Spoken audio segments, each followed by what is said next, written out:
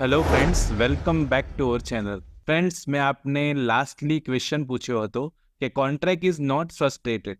કરાર ક્યારે ફ્રસ્ટ્રેટ નહીં થાય?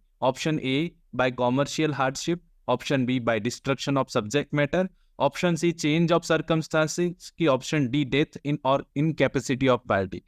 તો કલમ નંબર 56 ભારતીય કરારના કાયદામાંથી આપને આ પ્રશ્ન પૂછવામાં આવ્યો હતો અને આ ક્વેશ્ચનનો સાચો જવાબ બને છે એ બાય કોમર્શિયલ હાર્ડશિપ. ઓકે, તો એ વિલ બી કરેક્ટ આન્સર ને આપમાંથી મહત્તમ સ્ટુડન્ટે એ જ આન્સર આપ્યો છે અને જે સ્ટુડન્ટ્સે એ આન્સર આપ્યો છે એમને વેરી કોંગ્રેચ્યુલેશન્સ ફ્રેન્ડ્સ. ફ્રેન્ડ્સ, આજે આપણે ફરી એકવાર મળ્યા છીએ અને વાત કરવાના છીએ ઓલ ઇન્ડિયા બાર એક્ઝામિનેશન માટેનો મોસ્ટ ઇમ્પોર્ટન્ટ સબ્જેક્ટ ભારતીય કરારના કાયદાના બીજા મહત્વના એમસીક્યુઝ વિશે, જે ફ્રિક્વન્ટલી આ પરીક્ષામાં પૂછાતા આવ્યા છે. એવા પ્રશ્નોની આજે આપણે ફરી ચર્ચા કરવા જઈ રહ્યા છે. તો જે પણ કોઈ સ્ટુડન્ટ ચેનલ પર નવા હોય, પ્લીઝ ચેનલને સબસ્ક્રાઇબ કરી લો, બેલ નોટિફિકેશન આઇકોનને ઓન કરી લેજો, જેથી આવા મોસ્ટ ઇમ્પોર્ટન્ટ વિડીયોઝ આવે તો તેનું નોટિફિકેશન સૌથી પહેલા આપ સૌને મળી જાય. બિલકુલ સમયને નહીં બગાડીએ, સ્ટાર્ટ કરીશું આજનો વિડીયો.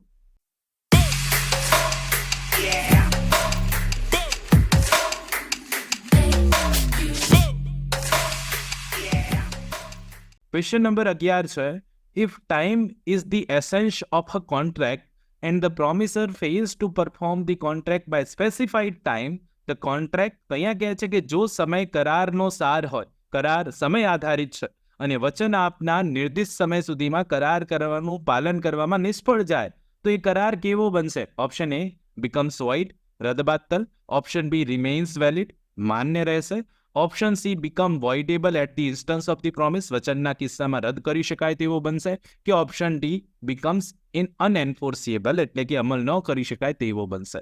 તો જ્યારે ટાઈમ એસેન્સ છે કરારમાં, તે કરાર કેવો બને? ક્વેશ્ચન નંબર 11માં સાચો જવાબ બનશે C, becomes voidable at the instance of the promisee. વચનના કિસ્સામાં રદ કરી શકાય તેવો બને, વોઇડેબલ બને. કરાર વોઇડ કે વેલિડ નહીં રહે, એ વોઇડેબલ રહેશે. સાચો જવાબ અહીંયાથી શું બને? સી બને.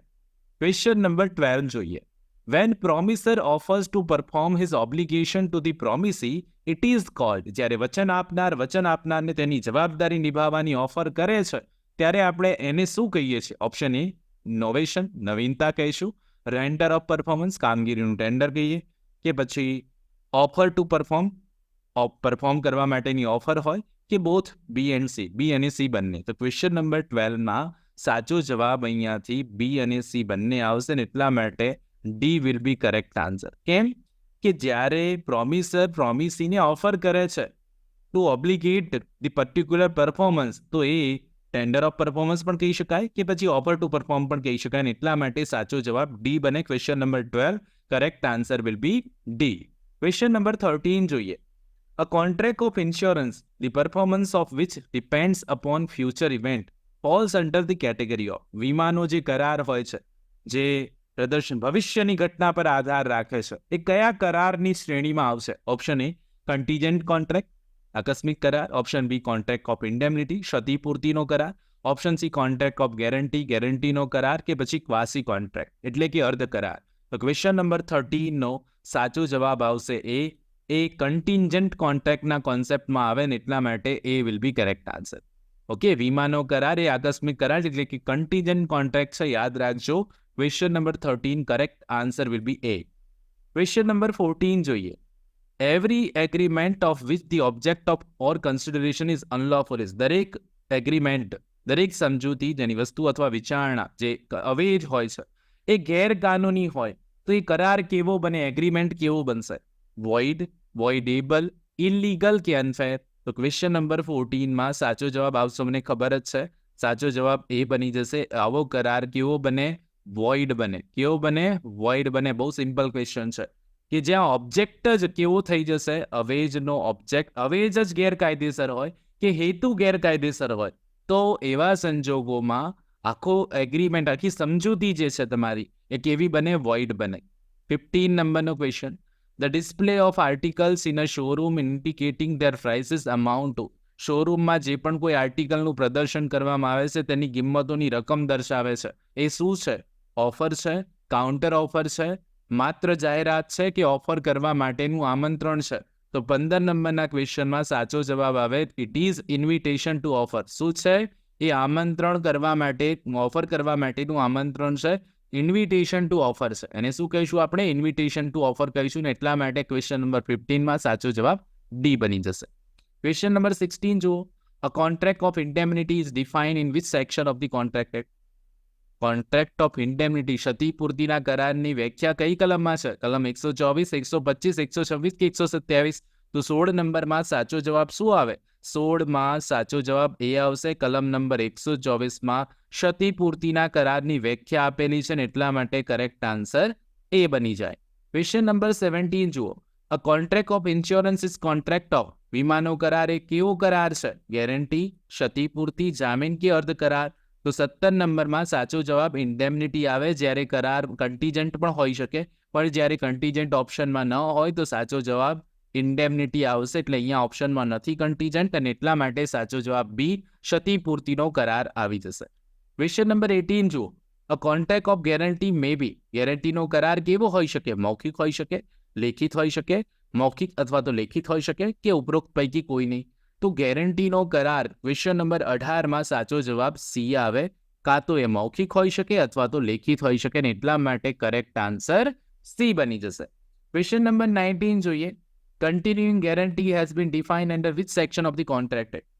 કરારના કાયદાની કઈ કલમ હેઠળ સતત ગેરંટીની વ્યાખ્યા આપવામાં આવી છે? કલમ 130, 129, 128 કે 127?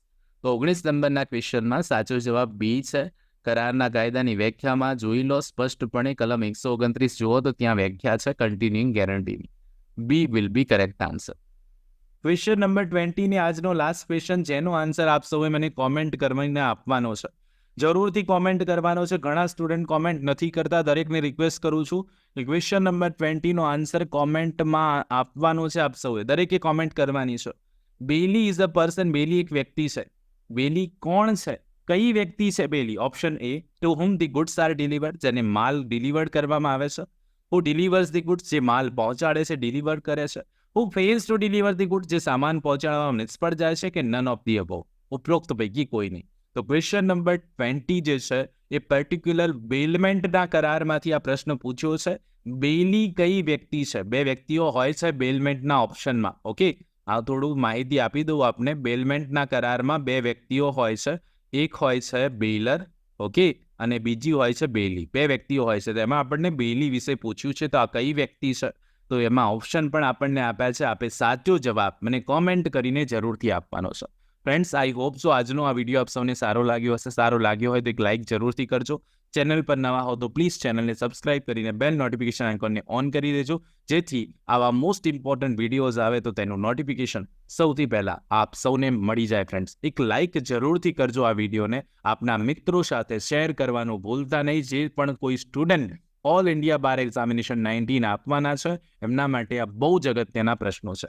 મળીએ નેક્સ્ટ વિડીયોમાં. ત્યાં સુધી જોતા રહો મારી ચેનલ રિયલ એજ્યુકેશન કેચેટ. ખૂબ ખૂબ ધન્યવાદ ફ્રેન્ડ્સ. ખૂબ ખૂબ આભાર.